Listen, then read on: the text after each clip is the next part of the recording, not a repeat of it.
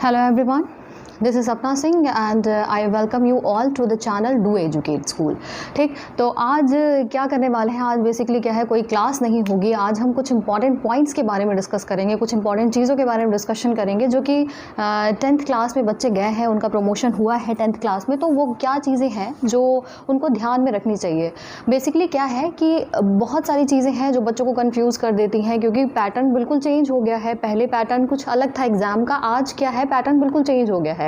आप सबको पता है टर्म 1 और टर्म 2 में डिवाइड कर दिया गया है चीज़ों को, लेकिन घबराने वाली कोई बात नहीं है। स्टूडेंट्स के दिमाग में क्या आ गया है कि पता नहीं ये 2 टर्म्स में एग्ज़ाम होने वाला है, पता नहीं क्या होगा, किस तरीके से क्वेश्चंस पूछे जाएंगे।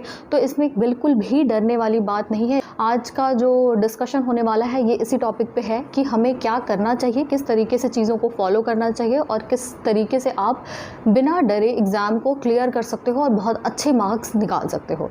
ठीक है, तो अब क्या है, सबसे पहला जो पॉइंट है, यहाँ मैंने कुछ पॉइंट्स नोट किए हैं। तो सबसे पहली प्रॉब्लम क्या है कि जो एग्ज़ाम को 2 पार्ट में डिवाइड किया गया है, टर्म 1 और टर्म 2 में, इसमें बच्चों को बहुत दिक्कत होती है कि ये क्या है।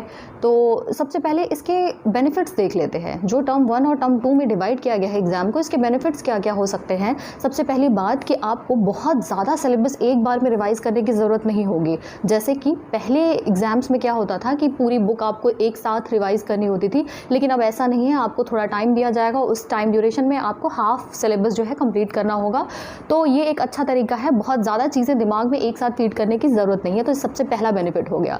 दूसरा बेनिफिट क्या है कि अगर किसी भी तरीके से, किसी रीज़न कह लो, कोई रीज़न अगर ऐसा बन गया कि आप का एग्ज़ाम अच्छा नहीं हुआ, अगर टर्म 1 अच्छा नहीं हुआ तो आप टर्म 2 में स्कोर कर सकते हो। टर्म 1 बहुत अच्छा गया तो हो सकता है टर्म 2 भी बहुत अच्छा चला जाए। तो ये एक बहुत अच्छा तरीका हो सकता है आप लोगों को, जो जिससे कि आप क्या कर सकते हो, हाईएस्ट मार्क्स स्कोर कर सकते हो। ठीक, तो ये इसके क्या हो गए, ये तो इसके बेनिफिट्स हो गए।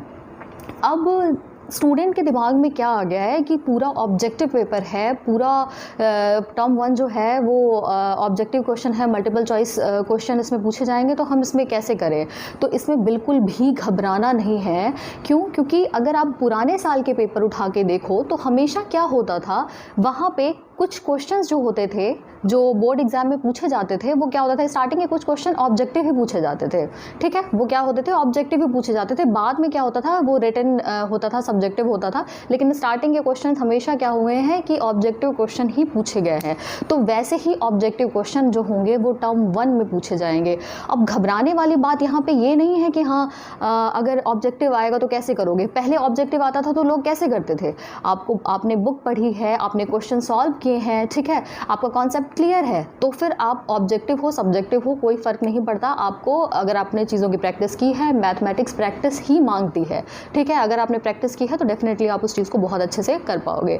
तो सबसे जो इम्पॉर्टेंट पॉइंट है या इम्पॉर्टेंट टिप्स जो मैं देना चाहूँगी कि कैसे आप प्रिपरेशन कर सकते हो इस चीज़ की, तो सबसे पहला जो पॉइंट है, जो सबसे पहली टिप है, वो ये है कि आपको दिमाग से नेगेटिविटी को हटा देनी है। बिल्कुल भी दिमाग में नेगेटिव चीज़ें नहीं ले आनी है कि एकदम से नया सिलेबस है। एक चीज़ ध्यान रखना कि सिलेबस नया सिर्फ आपके लिए नहीं है, सिलेबस उन सारे बच्चों के लिए नया है। सिलेबस तो एक्चुअली सेम ही है ऑलमोस्ट, लेकिन जो टर्म 1 और टर्म 2 की बात की गई है वो सब बच्चों के लिए एक तरीके से है। ठीक है, वो सिर्फ आपके लिए इंडिविजुअल किसी स्टूडेंट के लिए नहीं है, वो सबके लिए एक है। तो उस पर बिल्कुल भी डरना या घबराना नहीं है, क्योंकि जो चीज़ें होंगी वो सभी के साथ होंगी। एक आप अकेले ऐसे नहीं हो जिसके साथ ये चीज़ें होने वाली हैं।